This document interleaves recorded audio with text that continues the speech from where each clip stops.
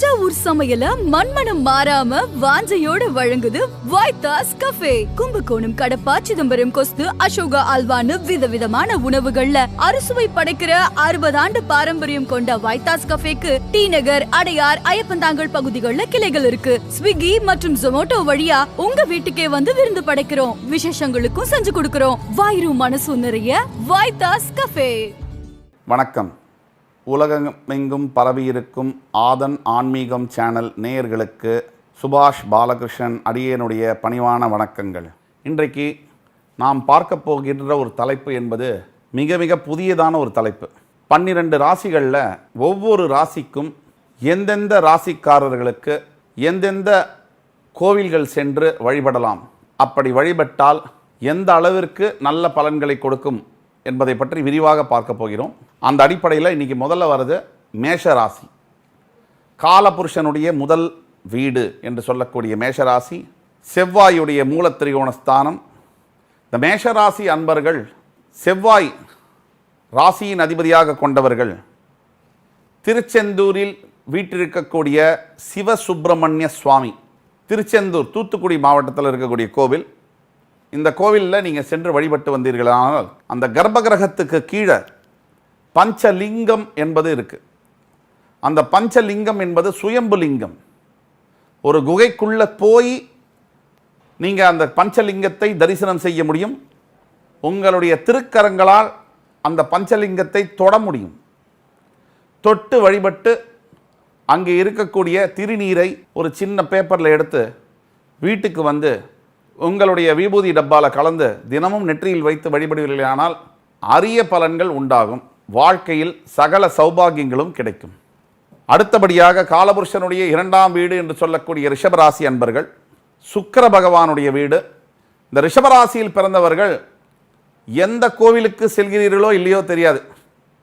காளஹஸ்தீஸ்வரர் என்று சொல்லக்கூடிய திருப்பதி பக்கத்தில் இருக்கக்கூடிய கோவில். இந்த காளஹஸ்தீஸ்வரர் கோவிலுக்கு வெள்ளிக்கிழமை இரவு சென்று அங்கே தங்கி சனிக்கிழமை காலை என்று காளஹஸ்தீஸ்வரருக்கு அபிஷேகம் செய்து கோவிலுக்கு வெளியில் வரும்போது வஸ்திரதானம், அதாவது ரொம்ப கருப்பு துணியாக இருக்கணும், கருப்பு கலர் வஸ்திரம், கும்மிருட்டு கருப்புன்னு சொல்லுவாங்க.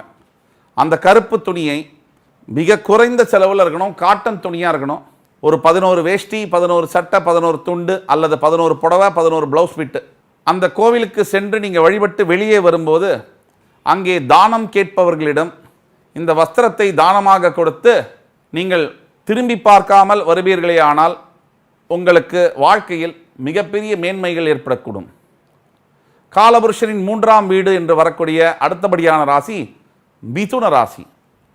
மிதுன ராசி அன்பர்கள் கண்டிப்பாக ஸ்வேதாரண்யேஸ்வரர் என்று சொல்லக்கூடிய கும்பகோணம் மாவட்டத்தில் இருக்கக்கூடிய புதன் ஸ்தலம், அந்த ஸ்தலத்திற்கு சென்று ஸ்வேதாரண்யேஸ்வரருக்கு அபிஷேகம் செய்து வஸ்திரதானம் செய்து வரலாம்.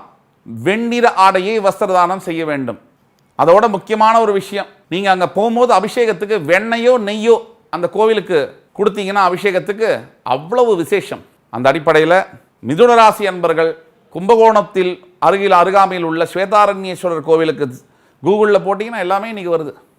அந்த ஸ்வேதாரண்யேஸ்வரர் கோவிலுக்கு சென்று அபிஷேகம் செய்து வஸ்திரதானம் செய்து வெண்ணையோ அல்லது நெய்யோ கொடுக்கும்போது அவ்வளவு அரிய பலன்கள் உண்டாகும். மிதுனராசி அன்பர்கள் இருக்கக்கூடிய அஷ்டம சனி காலகட்டத்தில் அப்பேற்பட்ட நன்மையான பலன்களை கொடுக்கும். எப்பேற்பட்ட துன்பங்களிலிருந்தும் உங்களை விடுபட வைக்கும். உங்களுக்கு ஒரு சாப விமோச்சனமாக அமையும் என்றால் அது மிகையல்ல. அடுத்தபடியாக காலபுருஷனுடைய 4ஆம் வீடு என்று சொல்லக்கூடிய கடகராசி. இந்த கடகராசிக்கு எப்பவுமே ஒரு ஸ்பெஷாலிட்டி உண்டு சார். இது மாத்ருகாரகன் சந்திரனுடைய ஆட்சி வீடு. குரு இங்கே உச்சம் பெறுவார். அப்பேற்பட்ட கடகராசி அன்பர்கள் எங்கே போகணும் அப்படின்னா கும்பகோணத்தில் சந்திரனார் கோவில்னு இருக்குது. அதாவது கும்பகோணத்துலேருந்து ஒரு 20 கிலோமீட்டர் தொலைவில் வரும் கிட்டத்தட்ட. அந்த சந்திரனார் கோவிலுக்கு சென்று ஒரு சின்ன கோவில் தான், அங்கே வெள்ளை நிற ஆடைகளை தானம் கொடுத்து ஒரு நாள் தங்க வேண்டும். நீங்கள் கும்பகோணத்திலே தங்கலாம். ஒரு நாள் தங்கி திங்கட்கிழமை காலை நீங்கள் அங்கே போய் அந்த அபிஷேகம் செய்து கர்ப்பகிரகத்தில் இருக்கக்கூடிய சந்திர பகவானுக்கு அபிஷேகம் செய்து அங்கே இருக்கக்கூடிய நவகிரகம் இருக்குது அந்த கோவிலில். அந்த நவகிரகத்துக்கும் ஒவ்வொரு கிரகத்துக்கும் உண்டான ஆடைகள், ப்ளவுஸ் பிட்டு நீங்கள் அங்கே தானமாக கொடுத்தீங்கன்னா அவ்வளோ விசேஷமான பலன்கள் உண்டாகும். ஆகக்கூடிய கடகராசி அன்பர்கள் சந்திரனார் கோவில் சென்று வந்தால் கிடைக்காத வெற்றிகள், நிலைக்காத நல்ல காரியங்கள் எல்லாமே உங்களுக்கு அருமையான பலன்களை அது கொடுக்கும். அடுத்தபடியாக காலபுருஷனுடைய 5ஆம் வீடு என்று சொல்லக்கூடிய சிம்ம ராசி. இந்த சிம்ம ராசியில் பிறந்தவர்கள் ஆதித்ய ஹிருதயம் படித்து வரலாம்.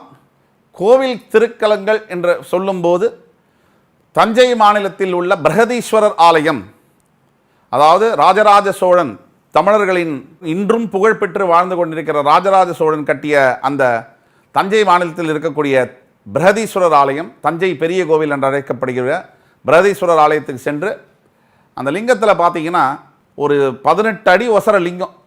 அந்த லிங்கத்தை அதோட ஸ்பெஷாலிட்டி என்னென்னா, அந்த ஒரு லிங்கத்துக்குள்ள 1008 குட்டி லிங்கத்தை அங்கேயே பிரதிஷ்டை பண்ணியிருக்காங்க அந்த கர்ப்பகிரகத்தில். அப்பேற்பட்ட லிங்கத்தை நீங்கள் கற்பூர தரிசனம் கண்டு கிட்டத்தட்ட ஞாயிற்றுக்கிழமை காலை, அது பிரதோஷமாக இருந்தது தான் இன்னும் விசேஷம் சார். இந்த பிரதோஷ காலகட்டங்களில் இந்த கோவிலுக்கு போய் நீங்கள் வழிபட்டு வரும்போது அற்புதமான பலன்கள் உங்களுக்கு கிடைக்கும். நிலையான வாழ்க்கை, நிம்மதியான உறவுகள், பொருளாதாரம், செல்வ மேம்பாடு, குழந்தை பாக்கியம் அத்துணையும் தரக்கூடிய அருமையான ஒரு கோவிலாக அந்த தஞ்சை மாநிலத்தில் உள்ள பிரகதீஸ்வரர் ஆலயம் வருகிறது. அடுத்தபடியாக காலபுருஷனுடைய 6ஆம் வீடு என்று சொல்லக்கூடிய கன்னிராசி. கன்னிராசிக்கு அதிபதியாக வரக்கூடியது புதன் பகவான். கன்னிராசியில் பிறந்த அன்பர்கள், நேயர்கள் எந்த கோவிலுக்கு போகிறீங்களோ இல்லையோ, திருச்சி மாநிலத்தில் இருக்கக்கூடிய ஸ்ரீரங்கம் இந்த ரங்கநாத சுவாமியை வழிபடுவது உங்களுக்கு மிகச்சிறந்த பலன்களை கொடுக்கும். பலன்களையே சிறந்த பலன் எது? இன்னும் மறுபிறவி இல்லாமல் இருக்கிறது. அந்த மறுபிறவி அல்லாத மோட்சத்தை கொடுக்கக்கூடிய அளவுக்கு இந்த திருச்சி ஸ்ரீரங்கநாதரை நீங்கள் வழிபடும் போது அப்பேற்பட்ட நிம்மதியும் மன நிறைவும் உங்களுக்கு ஏற்படும். அடுத்தபடியாக காலபுருஷனுடைய 7ஆம் வீடு என்று சொல்லக்கூடிய துலாம் ராசி. சுக்கிர பகவானுடைய மூலத்திரிகோணஸ்தானம்.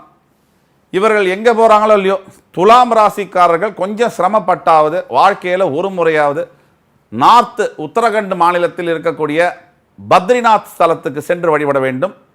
இந்த பத்ரிநாத் ஸ்தலத்தில் நிறைய பெருமைகள் உண்டு. அதில் ஒரு பெருமை என்னன்னு கேட்டிங்கன்னா, மிகுந்த குளிர் பகுதி அது. அதாவது குளிர்ந்த ஒரு இடம், அது ஐஸாக இருக்கும். அந்த இடத்துல பக்கத்தில், அந்த கோயிலுக்கு பக்கத்துலேயே பார்த்தீங்கன்னா வெந்நீர் சுட சுட ஒரு குளம், அது தானாக இருக்குது. இன்றைக்கும் அந்த அற்புதம் நடந்து கொண்டே இருக்குது. அதில் அரிசியை போட்டிங்கன்னா பொங்கி சாதமாக வந்துடும். அவ்வளோ சுடுற ஒரு குளம், அது பகவான் ஏற்படுத்தி கொடுத்துருக்காரு. அப்பேற்பட்ட குளிர்ந்த ஒரு இடத்துல சாதாரணமாக நீங்கள் வாட்டர் ஹீட்டரை போட்டு ஹீட் பண்ணால் கூட அவ்வளோ ஹீட் வராது. அது எங்கேருந்து தான் வருதோ, அந்த ஆண்டவன் கொடுத்தது.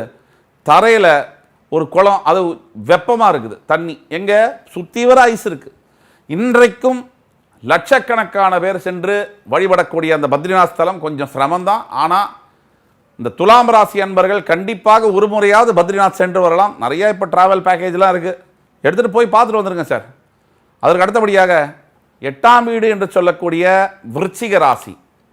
விருச்சிக ராசி அன்பர்கள் கண்டிப்பாக செல்ல வேண்டிய ஒரு ஸ்தலம் அப்படின்னு பார்த்தோம்னாக்க அது பழனி. திண்டுக்கல் பக்கத்தில் இருக்கக்கூடிய பழனி. அந்த பழனி ஆண்டவர் சித்தர், போகர் என்கின்ற சித்தரால் செய்யப்பட்டு நிறுவப்பட்ட நவபாஷான சிலை உடைய அந்த பழனி ஆண்டவர் கர்ப்பகிரகத்துக்கு சென்று முக்கியமாக நீங்கள் செய்ய வேண்டியது காவடி எடுக்கணும். அந்த கோவிலுக்கு வெறுமனே போயிட்டு வந்தால் போகாது, காவடி எடுக்கணும். நீங்கள் முருகனுக்கு சந்தன காப்பு மாலை சாத்தினா அவ்வளோ விசேஷம். அந்த முருகனுக்கு, அந்த பழனி ஆண்டவருக்கு சந்தன காப்பு சாத்தி காவடி எடுத்து வரும்போது, முக்கியமாக செவ்வாய்க்கிழமையில் நீங்கள் சென்று வரும்போது, திங்கட்கிழமை இரவு அங்கே தங்கி செவ்வாய்க்கிழமை காலையில் இப்போ நம்ம சொன்னதெல்லாம் செஞ்சீங்கன்னா, விருச்சிகராசி அன்பர்கள் படாத பாடுபட்டு கொண்டிருக்கிற விருச்சிகராசி அன்பர்கள் அத்துணை துன்பங்களிலிருந்தும் உடனடியான தீர்வை அந்த ஆண்டவன் கொடுப்பான்னா அதில் கொஞ்சம் கூட மிகையல்ல. அடுத்தபடியாக காலபுருஷனின் 9ஆம் வீடு என்று சொல்லக்கூடிய தனுசு ராசி. குரு பகவானின் மூலத்திரிகோணஸ்தானமாக வரக்கூடிய தனுசு ராசி அன்பர்கள் ஒரு முறையாவது மதுரா சென்று அந்த கிருஷ்ண பரமாத்மாவை வழிபட்டு அவர் பிறந்த இடத்துல கோபூஜை செய்ய வேண்டும். கோபூஜைனா பசுமாட்டிற்கு பூஜை செய்வது. பஞ்சகவ்யங்கள்னு சொல்கிறோம், பசுமாடு தரக்கூடியது. அந்த பஞ்சகவ்யங்கள் வைத்து கோபூஜை செய்வாங்க. அங்கே இருக்கக்கூடிய பிராமணர்களை அணுகி கோபூஜை மதுராலேயே நீங்கள் செய்து வந்தீர்கள்னா அற்புதமான பலன்கள் உங்களுக்கு கண்டிப்பாக கிடைக்கும். அதற்கு அடுத்தபடியாக காலபுருஷனின் 10ஆம் வீடு என்று சொல்லக்கூடிய மகர ராசி, சனி பகவானுடைய ஆட்சி வீடு, கர்மஸ்தானமாக வருகின்ற மகர ராசி. இங்கே வீட்டிருக்கக்கூடிய சனீஸ்வரன் சகல நன்மைகளையும் மனித பிறவிக்கு செய்ய கடமைப்பட்டவராகிறார்.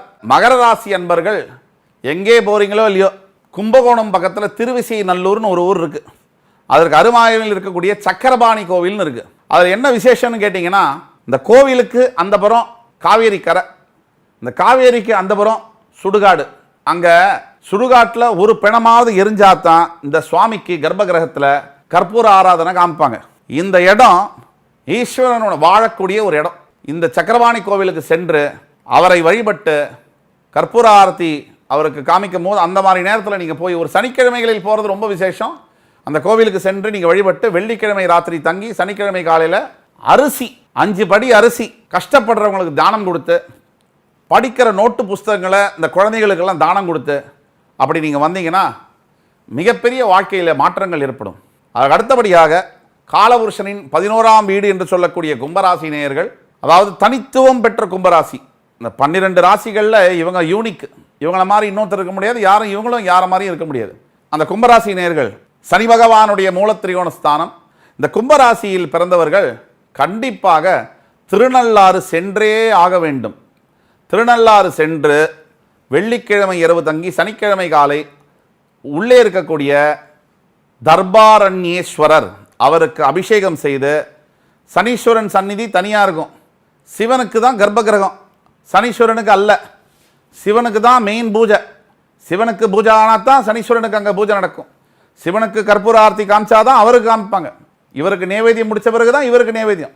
இதுதான் சாஸ்திரம். அப்போ ஃபஸ்ட்டு நீங்கள் தர்பாரண்யேஸ்வரருக்கு அபிஷேகம் செய்து, அதற்கு பிறகு சனீஸ்வர பகவானுக்கு உங்களுக்கு பிடித்த எள் தீபம் ஏற்றி, அவருக்கு பிடித்த எள் சாதத்தை விநியோகம் செய்வது, கஷ்டப்படுபவர்களுக்கு வஸ்திரதானம் செய்வது, தான தர்மங்கள் செய்வது, இப்படி போன்ற காரியங்கள் அங்கே ஈடுபட்டீங்கன்னா கும்பராசி நேயர்கள் நினைத்து பார்க்காத நல்ல விஷயங்கள் வாழ்க்கையில் நடந்து தீரும். அது மட்டுமல்லாமல் வாழ்க்கையில் ஆரோக்கியம் மேம்படும், ஒரு சுப செலவுகள் கூடும், குழந்தை பாக்கியம் ஏற்படும், நல்ல வேலை வாய்ப்புகள் கிடைக்கும், வீடு வாகனம் போன்ற வசதிகள் ஏற்படும் என்று கூறி, அடுத்தபடியாக காலபுருஷனின் 12ஆம் வீடான மோட்சஸ்தானம் மீனராசி.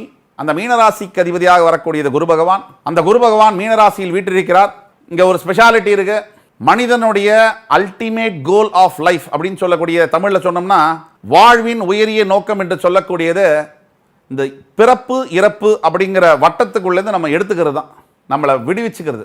இந்த பூமியில் உலகத்தில் எங்கும் அல்லாத அளவுக்கு அவ்வளவு ஆன்மீகம், அத்துணை கோவில்கள் இந்த தமிழ்நாட்டில் மட்டும். கட்டிடமெல்லாம் முட்டாளில் சார், அவ்வளோ யோசித்து கட்டியிருக்காங்க. பணத்தை எல்லாம் ஆன்மீகத்திலேயே செலவு பண்ணியிருக்காங்க. தன்னுடைய வாழ்க்கை, தன்னுடைய முயற்சி, தன்னுடைய எஃபர்ட் எல்லாத்தையுமே ஆன்மீகம் கோவில் கட்டத்திலே போட்டிருக்காங்க. அப்படின்னா என்ன அர்த்தம்னா, மனிதனுடைய வாழ்க்கை என்பது ஆசைப்படுவதற்கல்ல, ஆசையிலிருந்து தன்னை விடுவித்துக் கொள்வதற்காக. அது ஆங்கிலத்தில் சொல்லுவாங்க சரியா, the ultimate goal of life is to liberate yourself from the cycle of birth and death அப்படின்னு சொல்லுவாங்க. அதாவது வாழ்க்கையின் உயரிய நோக்கம் என்ன, பிறப்பு இறப்புகளுக்கு அப்பாற்பட்டு உங்களை அதிலிருந்து விடுவித்துக் கொள்வது. ஆனால் மனிதனுடைய வாழ்க்கை இப்போ எங்கே போயிடுச்சு சார், அது எங்கேயோ போயிடுச்சு, எங்கெங்கேயோ போயிடுச்சு. நம்ம எல்லாத்துக்கும் ஆசைப்பட ஆரம்பிச்சிட்டோம். தப்பில்லை, தாமரை மேலே இருக்கிற தண்ணி மாதிரி இருந்தால் தப்பில்லை. ரொம்ப உள்ளே போயிட்டோம்னா வெளியில் வர்றது கஷ்டம். ஏன்னா அது ஒன் வே டிராஃபிக். அந்த அடிப்படையில் இந்த மீனராசி ஒரு அற்புதமான ராசி. இந்த ராசி தான் மனிதனுடைய வாழ்க்கையை முடித்து வைக்கக்கூடிய ஒரு இடம். இங்கே தான் பேரின்பம் என்பது இங்கே தான் ஆரம்பிக்குது. சிற்றின்பம்ங்கிறது மேஷத்திலிருந்து மீனம் வரைக்கும். அப்போ மீனராசி அன்பர்கள் என்ன பண்ணணும்னா, ஆலங்குடி சென்று குரு பகவான் ஆபத் சகாயேஸ்வரர் தஞ்சை மாநிலத்தில் இருக்கக்கூடிய குரு பகவானுடைய ஆலங்குடி சென்று அவரை வழிபட்டு, அவருக்கு அபிஷேகம் செய்து, பாராயணம் செய்து, மஞ்சள் வஸ்திரத்தை பல அன்பர்களுக்கு தானம் செய்து வருகையில் அற்புதமான பலன்கள் உண்டாகும், மோட்சம் கிடைக்கும் என்றாலும் கூட மிகையல்ல என்று கூறி, அடுத்த முறை உங்களை ஆதன் ஆன்மீகம் சேனல் மூலியமாக சந்திப்பதில் பெருமகிழ்ச்சி கொள்கிறேன். நன்றி, வணக்கம், வாழ்க வளமுடன்.